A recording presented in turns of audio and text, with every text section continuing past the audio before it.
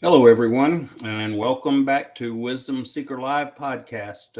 We missed last week, and so I look forward to our discussion today. Our seeking some wisdom, and as always, invite everyone to let us know where you're joining from, and be sure and make comments, ask questions along the way, because you're such a very important part of this broadcast.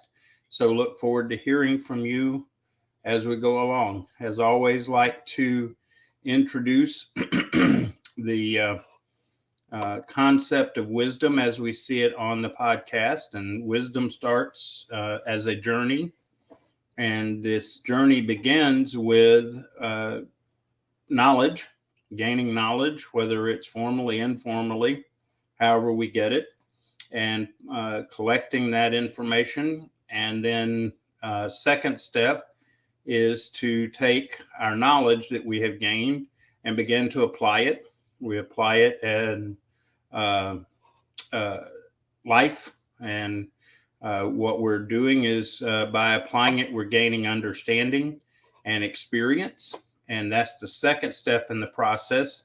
Use this information to find solutions, to work out life, and so on.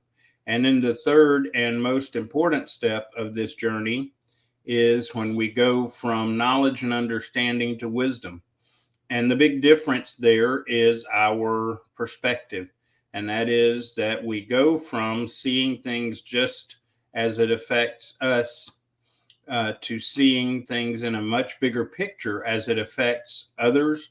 It affects us not just outwardly, but inwardly, and seeing that much bigger perspective of what we know and how we apply it in terms of bigger view of life. And for those of us that have a spiritual bent, the way we express it is we begin to see things through God's eyes, and we begin to gain additional understanding and insight into how to use our knowledge and our understanding in a way that not only we realize that it affects us, but others around us. So that's the wisdom journey as we see it here on Wisdom Seeker Live podcast. Welcome, Rick and Jeremy and Lydia. Glad to have you guys as always. Appreciate you being a regular part of the podcast. And our topic today is kind of an unusual topic. And we're talking about, going to be talking about and seeking wisdom in regards to living life at 3 miles per hour.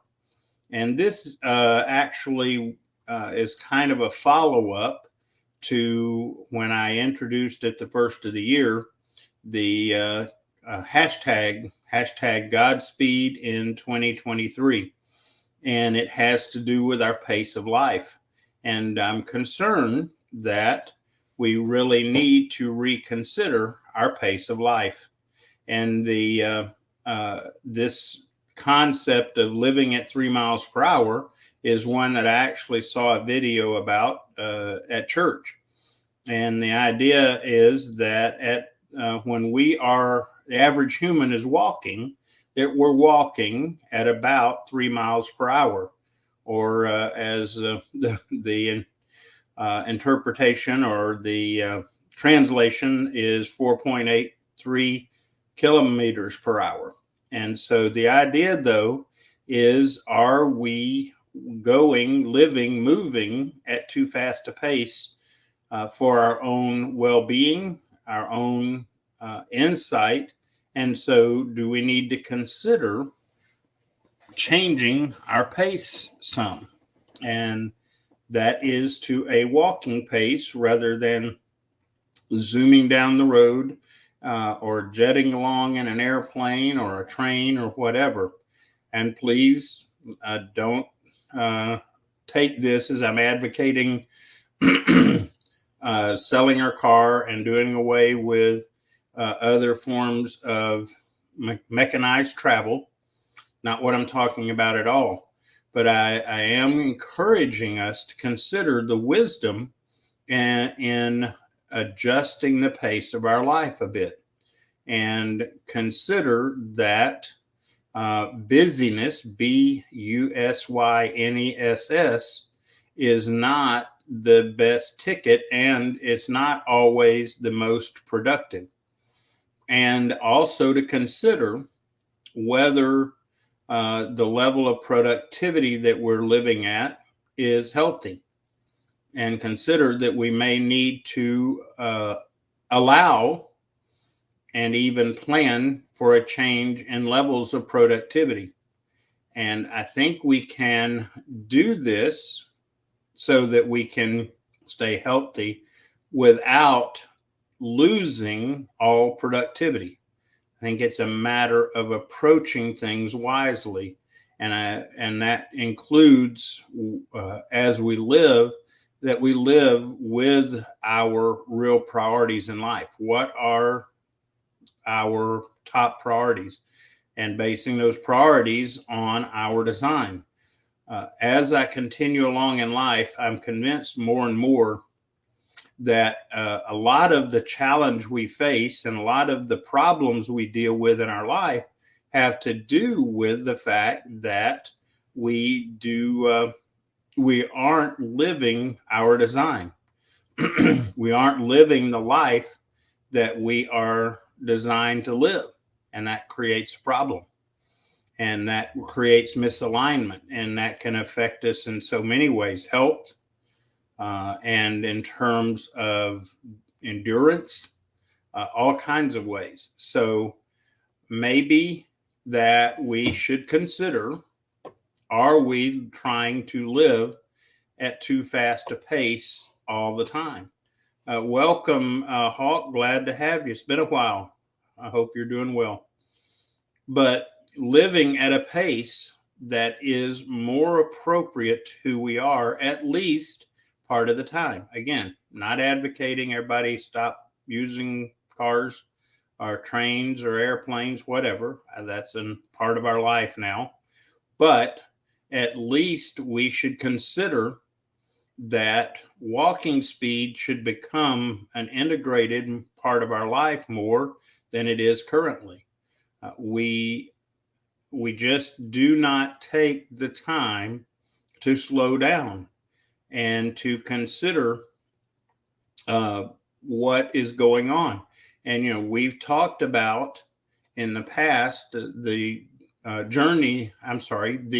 challenge that I offered when we first started the podcast over 2 years ago was this 40-day challenge of disconnect, observe, and then seek wisdom. And that's a form of slowing down. That's a form of getting to a walking pace in our lives at times. Welcome, Kiran. I hope I'm pronouncing your name correctly. If I'm not, please correct me. And Kiran has a question. How do we reconcile living at the right pace while your loved ones run at crazy speeds? Loving this interaction. Well, that is a challenge. In fact, in some ways, it's a challenge that we face because of work as well. The pace of life around us is pretty crazy. And how do we do it? We have to make a choice. And part of the motivation to making a choice is, at what point do we choose to be different enough to live a healthy life for ourselves?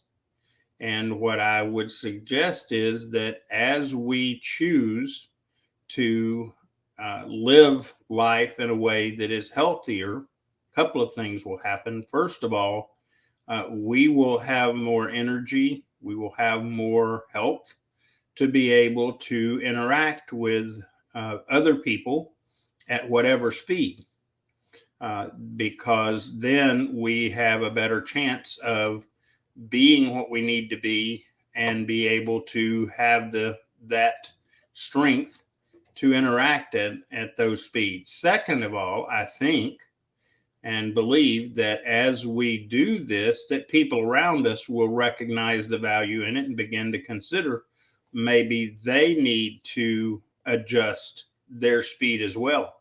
What I'm suggesting is really a potentially going to start a movement. That's my hope. It's just like my business partner and I, Anton, I've been working on a movement called the Human SOS movement. And our genuine desire is to start a real change in people's life and consideration. And in fact, this ties into what Anton and I talk about on a regular basis, and that's stress levels. And part of our stress levels is our the pace at which we live, and it's not sustainable. It's not manageable. Welcome, Rukia and Karen, and I appreciate you all being here today. Look forward to hearing from you. Karan, I hope that that my answer is sufficient to help. Sometimes we have to make a change, even if it means affecting relationships. I don't think it means we have to destroy relationships. I think it just means there's adjustments. And I think that as we make choices, healthy choices for ourselves, that others will go, wow, I like what's happening with you. So how do I do it? And they buy in and become a part of this movement. And Jeremy makes a comment, and this is such an important comment, and that is prioritization. Part of the problem we have is we're not prioritizing living congruent with who we are. That's such a key factor.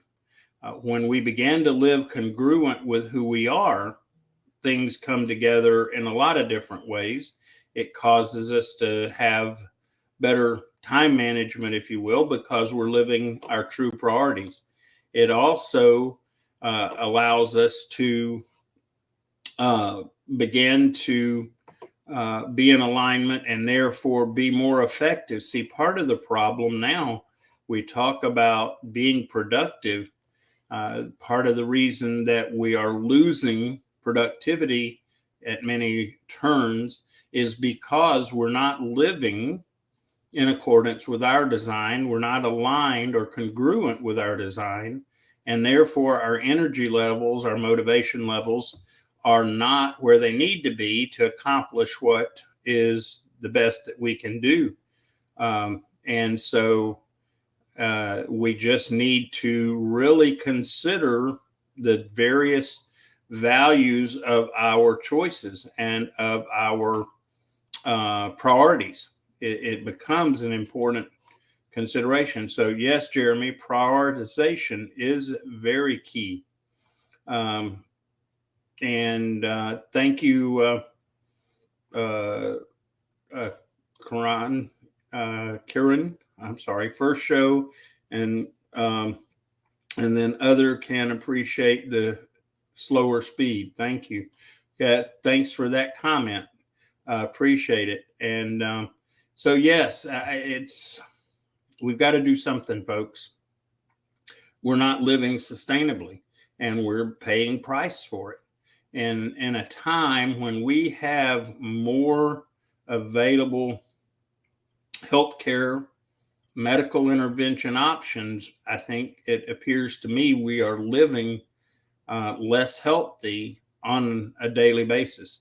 We are watching people become sicker and sicker, and a lot of it's not because of physical issues. They're there, and I don't deny it, but it's more about mental, emotional, and spiritual health.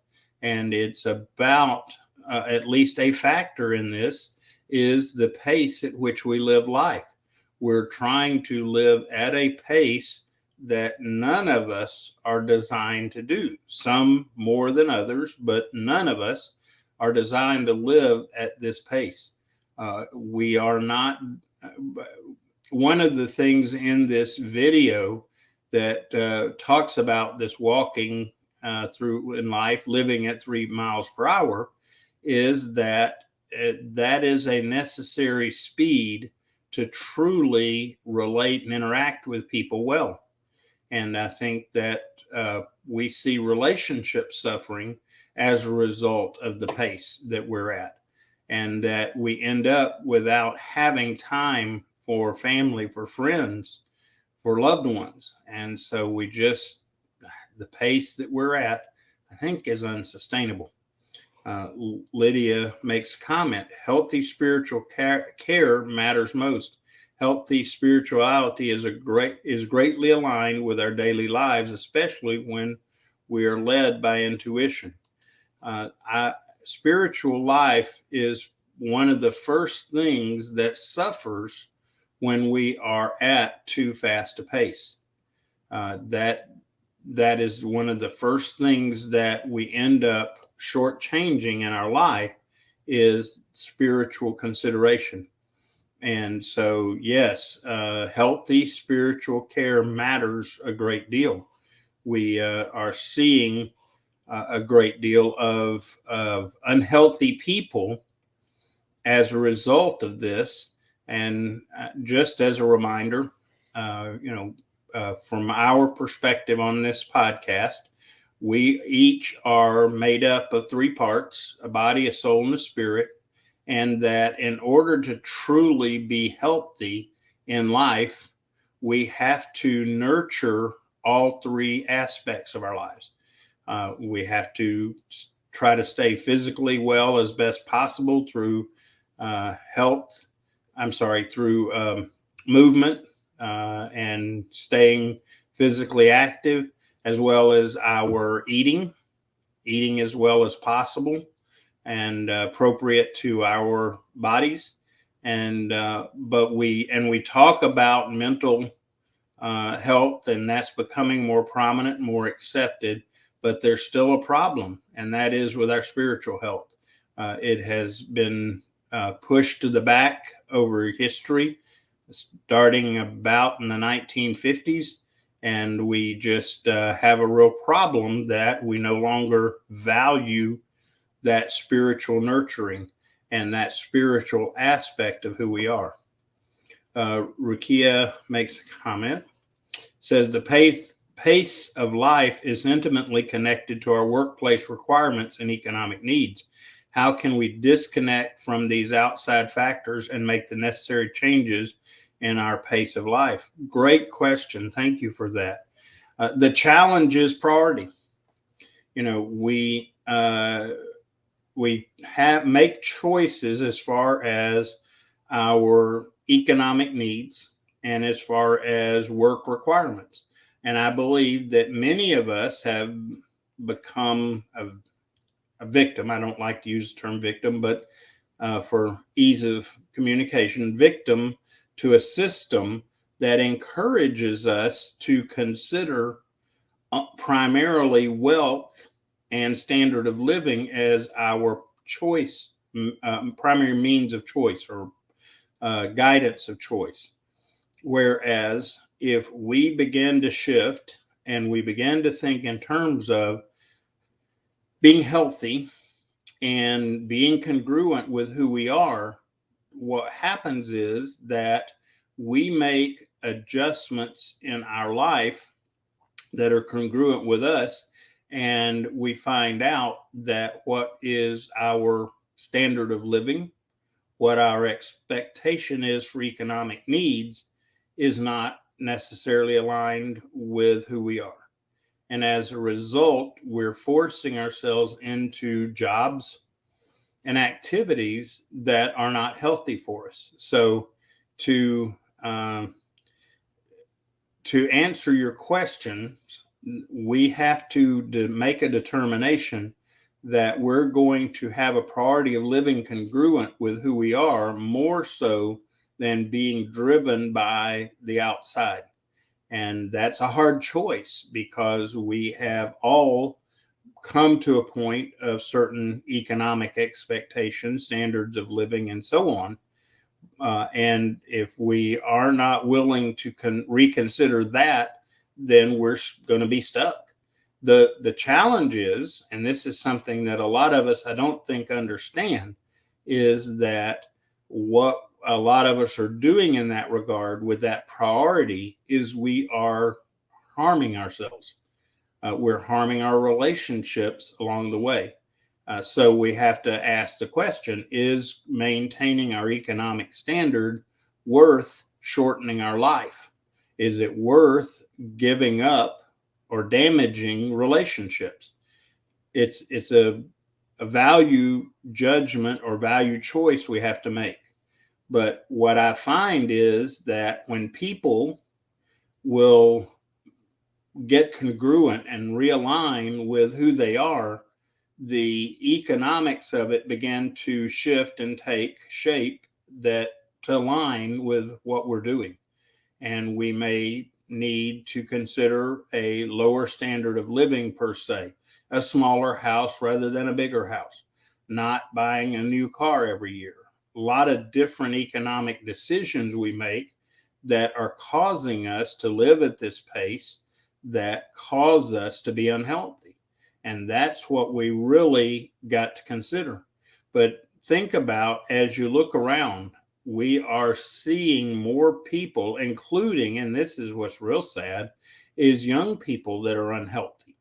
Young people that are having to be medicated or are being medicated. The have to part leaves something in question, but are being medicated, being hospitalized in so much larger numbers than before. And it's all pointing to the fact that we are not living in a fashion that's sustainable. And it will require adjustments, and it's not always easy. That, for example, changing jobs to something that is congruent with us may mean not only economic adjustments, but it could mean social adjustments as well. I know a lot of people beginning to consider how they are viewing social in their life, and they are moving to a different paradigm, to a very small community-based thought process, and therefore they are choosing a different way of living and even how we earn our needs and so on. So yes, Rukia, it is a challenge that we face, but we have to ask the question, if it is causing us health problems, if it's causing us in the end to not be fulfilled, to be unhappy, is it worth continuing going forward? And I think that that's also part of what we're watching in the workplace. One of the things happening in the workplace that is become more and more evident each day is the great resignation. People saying, I'm tired of living and trying to sustain this work the way I have, because it's not satisfying. It makes me unhappy. It makes me unhealthy. And people are starting to quit jobs, and they're shifting their priorities. And I know I work in the recruiting world, and what I am observing is people that have gone the traditional route that is supposed to be the ticket to success, and that is to graduate from high school, go to college, get a degree, get a job that requires a degree, and live happily ever after. And what they're finding is the living happily ever after is not helping, or not happening. I'm sorry. And as a result, they're questioning their choice of employment, their career, realizing that it's not just about a standard of living. Everybody wants to be comfortable, no doubt, but at what price? And that's where we're at in our culture, and that's where things are changing, and it's affecting a lot of areas. And what hopefully, though, is we begin to see a movement towards congruence and alignment in our lives, and therefore it also will factor in our careers. And by the way, one of the things that I think that is a problem is that we still continue to have this career uh, thought, work versus life. That should not be. We were never designed to live in dichotomy between work and life. But most people, and we've talked about this on the podcast, are living for the weekend. And that's unfortunate because we're not living the life fully that we can live the rest of the time. We're living or we're working during the week to live on the weekends. That's a sad place. What we should be doing is living fully every day. And the way we can do that is to gain congruence in our life with who we are, what we're designed to be, as well as what we do from a work standpoint. And by the way, as a recruiter, I'll tell you that we have lots of different options out there that don't lock us into this vicious cycle.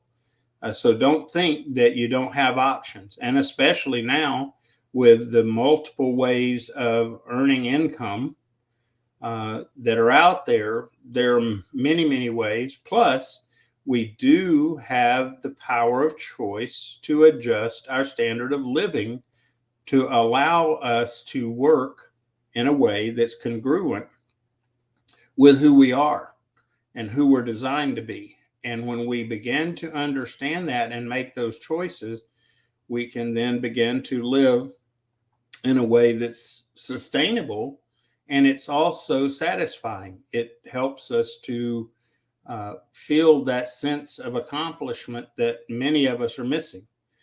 Many of us are our sense of accomplishments tied to a paycheck and a job.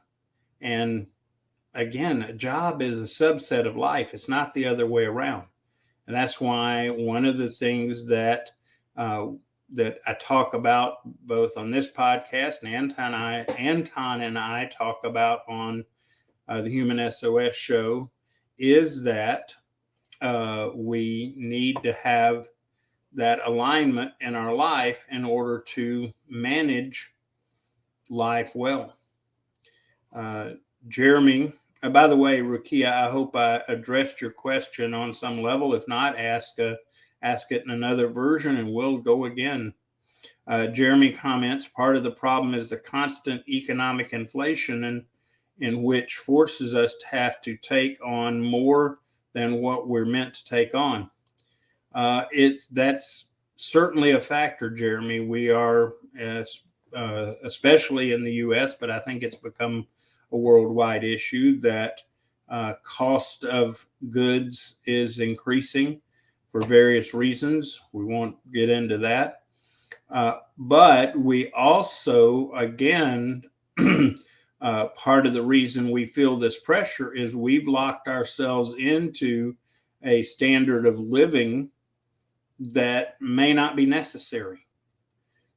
I know, again, I'm aware of families that are moving and actually their goal is to gain land enough so that they can begin to help their own cause by growing food and so on. And so there are different ways to approach what we do and consider. We have allowed, unfortunately, our culture to box us into this idea of a new home, 2 cars, and 2 people working in the home. And that is, it's okay, I guess, in some cases, but in most cases, it's not necessary. We don't need to maintain those kinds of things to be happy. If that were working well, do you think we would see what we see in the world today? Unhappy people with broken relationships and health that is deteriorating, and people that are, unfortunately, I don't want to get morbid here, but we're watching suicide increase. Not only in the adult population, but we're watching it increase among young people. that tells me something is unhealthy. There is some kind of problem going on that, and as long as we just keep doing what we've always done, guess what? The things are going to keep happening the way they've been happening. So uh, we've got to really consider this whole concept of pace. We hear a lot of great information and insights into goal setting and planning, and those are all important, but we are still not culturally addressing the issue of alignment and priority. We aren't pushing for people to discover who they're made to be. We're pushing people to go through a process, and that process for most people is an education system that has a one-size-fits-all message, and that is get more education and you'll be happier and healthier and richer. And what we're now seeing is it's not true, because it never was true. And what we've got to do is challenge that thought process. And I will throw out a couple of foundational principles of wisdom that until we get a hold of, on the whole, it's going to be hard to adjust in other ways. One of them, and I continue to watch people make choices, career choices and priorities and relational choices, trying to prove their value. And I see people in relationship being very defensive a lot, because to not defend themselves would bring into question their value as a person. Folks, we don't affect our value as a person. We are given great value by our Creator, and that value is intrinsic, and we don't earn it, by the way. We can't do anything to earn it, and therefore we can't lose it. We can't break it. Second thing is that the value we have is not given to us by other people. Okay, their opinion of us, their thoughts of us, that is not where our value comes in. And therefore, those people can't take our value away by making bad comments about us or talking ugly to us or whatever. And our value is intrinsic, and it's given to us by our Creator. And our Creator is a creator with a character of love, and our Creator is not going to take our value away. So when we start making value choices such as careers and education and life partner and different things, if we're doing that to somehow improve our value, we're chasing the wind. We're going after something that is not even a factor. Our value is our value. Every one of us as a human being has the same great value regardless. Nothing we can do to add to it or take it away. Nothing anyone else is going to do to add to it or take it away. So we need to come to a point where we recognize that value and not spend our time and energy and make our priority choices based on proving our value. It's a waste of our time, because that's established. And nothing we can do or not do is going to affect it. So that's a core concept that is missing, that we've got to get a hold of. Welcome, Z. Glad to have you with us as always. But another aspect to being able to live life at 3 miles per hour and with the proper pace is living a life congruent with who we are. Most of us are trying to live life in what is considered success by our culture. Our culture doesn't define success. If that were the case, why would we see what we see today? If our culture had it figured out, then everything would be great, right? people would be happy, satisfied, things would be rocking along beautifully, but it's not. And it's because our culture doesn't define our success. It really doesn't. Our success is in being congruent with who we are, who we're designed to be, and living in accordance with that. And that when you see someone that has found and began to understand who they are and live that value, you see someone that is much more content and much more joyful, satisfied, a lot of things like that. So really, we need to consider who we are designed to be. And that we've talked about that in prior podcasts, and maybe we need to revisit that because it's an important factor. Most of us don't make our career choices based on who we are. We make it on what standard of living we think we need, or what place in society we think we need, and so on.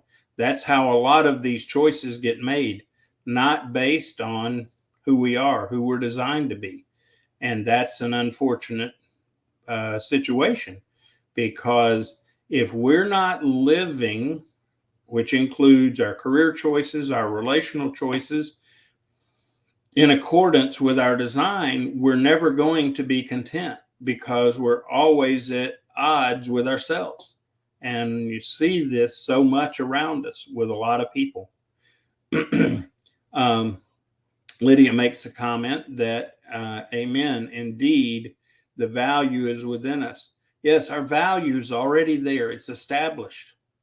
And any efforts to try to add to it or take it away is a waste of our time, our energy, our resources.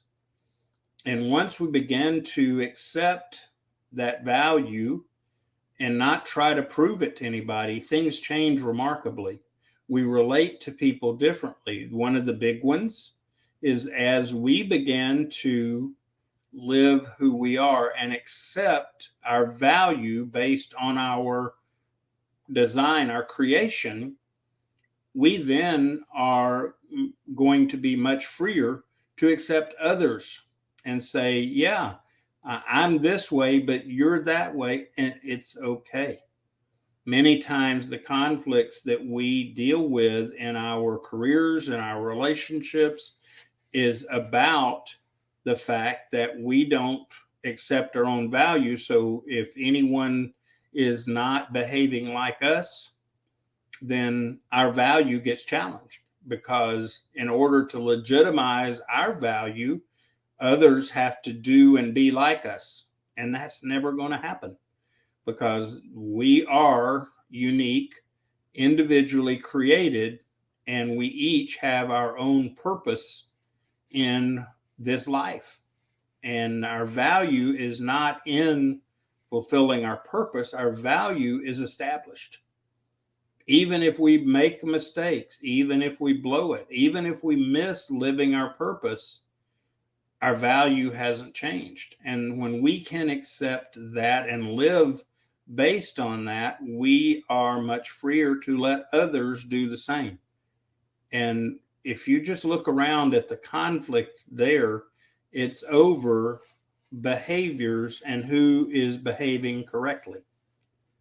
And the sooner we can get beyond our behaviors, and whether we accept our behaviors or other accept our behaviors to determine our value, then we can move on to find solutions, find ways to work together, be together more effectively.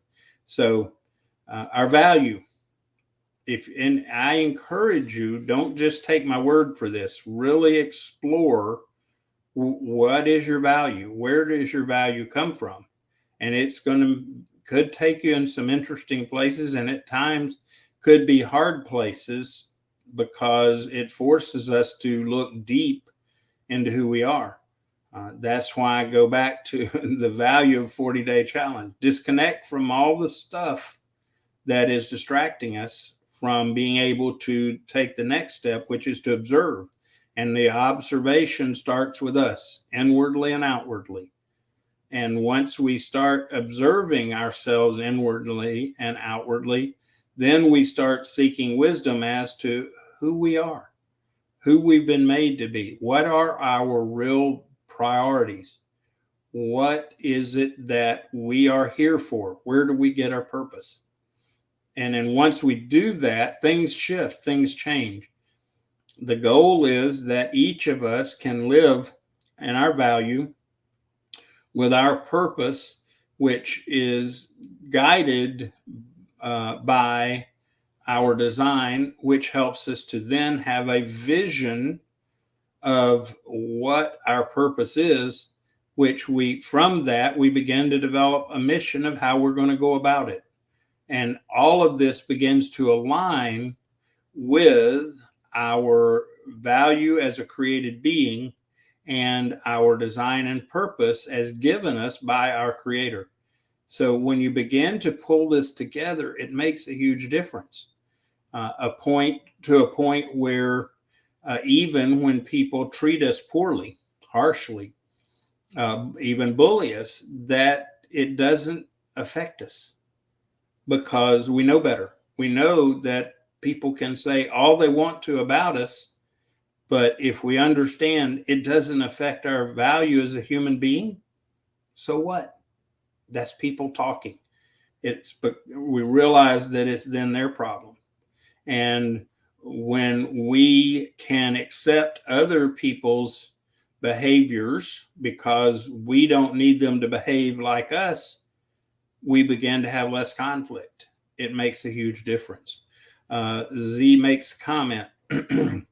That's so true, Kevin. I also think the comparison point is the root cause or one of the causes of so many problems in our lives. Indeed, we culturally spend too much time comparing our life, our situation to other people. And folks, there is no good end to that comparison. The only comparison we need to make is, are we living and walking in our design and purpose and living it passionately? That's the only comparison. And by the way, at the end of the day, we're created and equipped with all we need internally to be able to live our design. The only thing is we have to grow into learning how to use what we're equipped with. And that's part of the growth and maturing process. And then if we approach it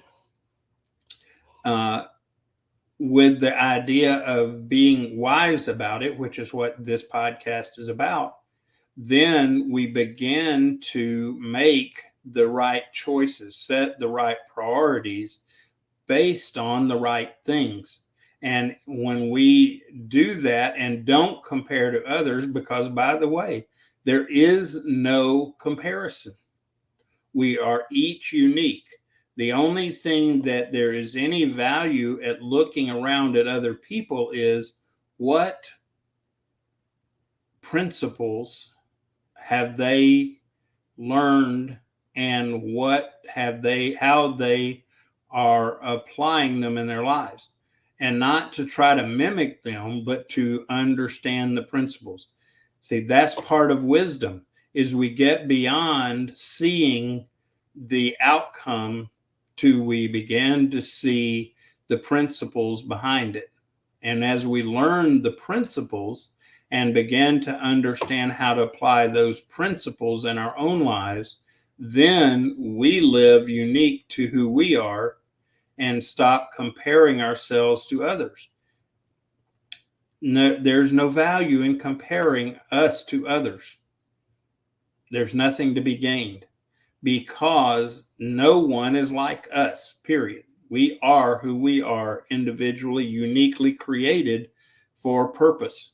Now, sometimes those purposes will parallel, and that's where we get into shared vision and shared mission and working together with people driven and motivated by the right things. But comparison, like you said, Z, comparison is not a good place. It's not healthy. It never, ever, ever leads to something good. And Z has brought up a verse from the Bible, Ecclesiastes 2:17.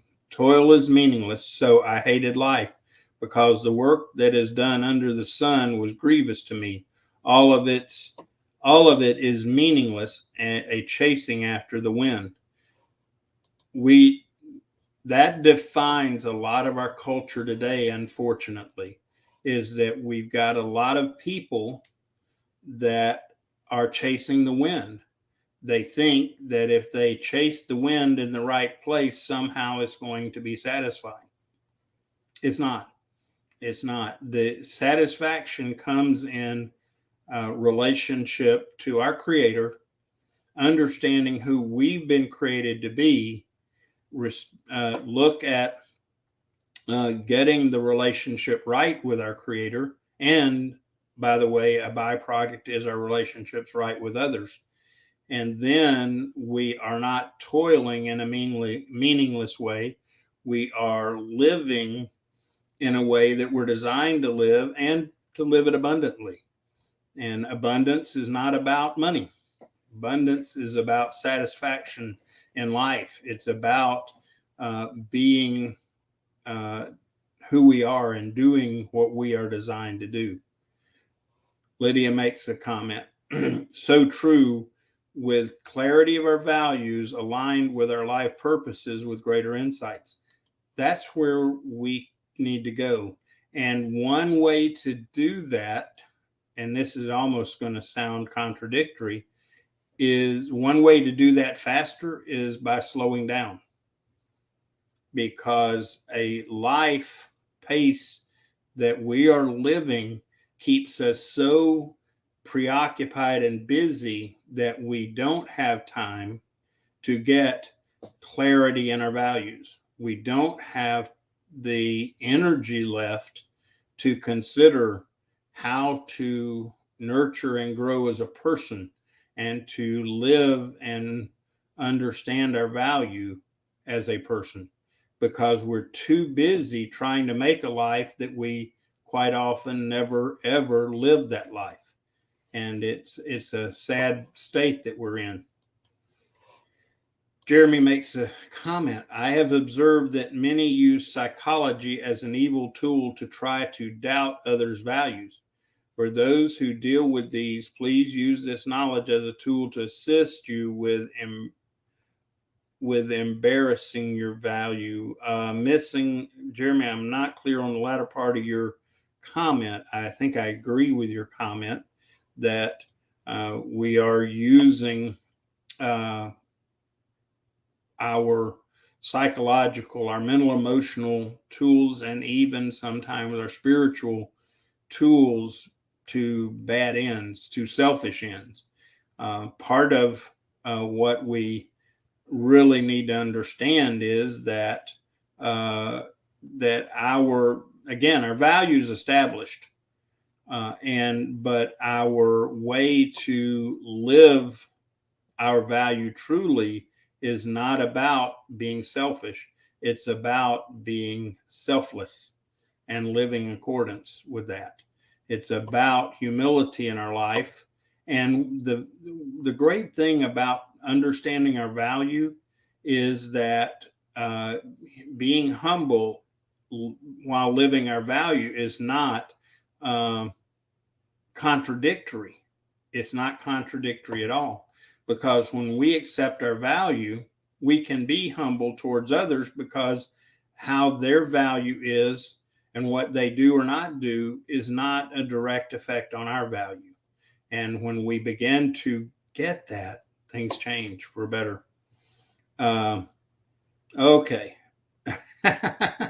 Okay, Jeremy, I understand. Yes, I fall susceptible to autocomplete too often, and yes, so what you meant to say, and let's put that back up, is that use this knowledge as a tool to assist you with embracing your value. Okay, thank you. I figured it was something like that. And so thanks for the clarification. Yes, it helps us to embrace our value. And Lydia makes the comment that inner tranquility is our strength and resilience. That is indeed a big part. Uh, we're going to encounter challenges, trials, adversities in life. That is by design. And the problem is, many of us have so little reserve, so little internal strength because we're so beat up by the world around us that when those hit, we too many times are devastated. And as a result, we have a hard time getting through them. So that inner tranquility is our strength and resilience. That peace, we talk about peace. Peace is not absence of conflict, because if that's going to be the case, we're never going to have peace. Peace is a product or a quality of inner strength or inner tranquility, if you will, that then we will experience peace. And when more people begin to experience their own peace, then we have a greater possibility of having external peace. Let's see here. Z makes a comment. Maybe one of the starting points to solve this is to define the meaning of wealth for each one of us. Is it all about physical products we pretend to own based on debt only, or also about relationships like attending this podcast with Kevin, etc.? Priorities are definitely a key. In fact, one of the reasons that for me, I take the time most every week to talk about wisdom is that wisdom is defined as having greater value than gold and silver and jewels and all kinds of wealth. And the reason that wisdom has that great value is that it allows us to begin to live in accordance with who we are, which is part of wisdom, and make decisions that are going to allow us to have what we need to live and be who we are. And when that alignment, when it gets to where it should be, it makes a huge difference in our lives. It will help us to have that inner tranquility. Our inner tranquility or lack of it is not based on what's going on outside of us at all. It's not based on relationship problems or world situations. It's based on conflict inside of us. And when we begin to address that conflict, and starting with go back to core basis of our value doesn't change. It can't be made better or worse. Regardless, it is what it is, and it's a great value of being priceless in the eyes of our Creator. And when we can go, okay, I believe that and accept that, and so I don't have to prove anything to anybody to have value. When we can let go of that, it's so freeing, makes such a difference. And then once we can quit trying to establish our value because it's already done, we begin to then figure out what is our design, what are our talents, what are our gifts, what do we have that we bring to life, and therefore also bring to those around us as part of being part of this thing we call humanity. And there are principles involved. And I will tell you, most of these principles are not 5 easy steps or 7 easy habits. Those are fine. And I don't mean to demean some of those types of things. They're informative, but that's not the way we live life. We live life based on principles applied wisely in our lives. And that's why seeking wisdom, and that's what this podcast is all about, is seeking wisdom on a daily basis. As we begin to seek that wisdom on a daily basis, then we have a better context for the choices we make, so we can make better choices, and they get refined by going through adversity. And we began to set our priorities in accordance with that design. And that is where we find contentment, and we find joy and peace. And for those of us that are of a spiritual bent, for me, the part of the first steps in that process was dealing with my relationship to my Creator. And that is a challenge in itself. And if anyone is ever interested in talking about how to address that relationship, more than happy to talk about it. But suffice it to say, many of us have never dealt with that relationship and never considered that relationship. In fact, many of us, because of culture, have even been told that, God is this religious thing that has been made up by people. And if we choose to believe it, that's unfortunate for us, because God is very real, and our world, our universe, is created intelligently, and as we are as part of that creation. And having that relationship makes a huge difference. And I believe if any of us really strive to find wisdom and grow in wisdom, that we will also learn about that relationship and how to resolve any conflict in that relationship. I do believe that ultimately that's a key to resolving conflict with others, because when we can resolve any conflict with our Creator, then we can begin to be in sync with the very creation that we live in, and it will make a huge difference. But I encourage everyone, please seek wisdom. Seek wisdom minute by minute, day by day, and consider, as part of the wisdom you're seeking, are you living at a pace that is unhealthy for you, as well as unhealthy for the relationships that you have? I suggest that it probably is. Does it mean we quit using cars and trains and things? No, that's part of our culture, part of our life. But it shouldn't be to a point that that pace overrides the pace of walking and relating and moving at a pace that helps us to be more sustainable and helps us to, including, that's the pace at which we will begin to find wisdom. When we're at this breakneck speed pace in our life, the one, spiritual, wisdom, all of those things suffer first as a result. And then as a byproduct of that, relationships suffer, and we pay a price of our health and our peace and our satisfaction in life. So consider including living life at 3 miles per hour at a walking pace as part of what we do on a regular basis, so that we can then begin to notice the world around us.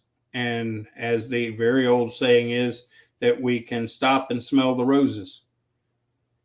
You don't do that running. You don't do that from a car or whatever. That's at 3 miles per hour walking along. So consider, are you living at a sustainable pace?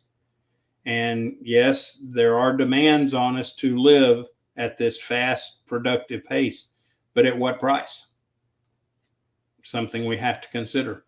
most of us are going to suffer a price of our health, our well-being, our satisfaction, a lot of price that we're going to pay not to consider this as part of what we do. So have a great week. I pray that you will, on a regular basis, become a wisdom seeker, because that wisdom gained can make such a difference in your life to a point that you can live sustainably. You can live in a way that will be congruent with who you are. So have a great week. God bless. I hope to see you back next Monday morning for Wisdom Seeker Live podcast. We'll take on another topic. If you would like to suggest a topic, always feel free to suggest, and it is not uncommon that we will take on topics that are suggested by the audience. So thank you, everyone. Take care. See you next week.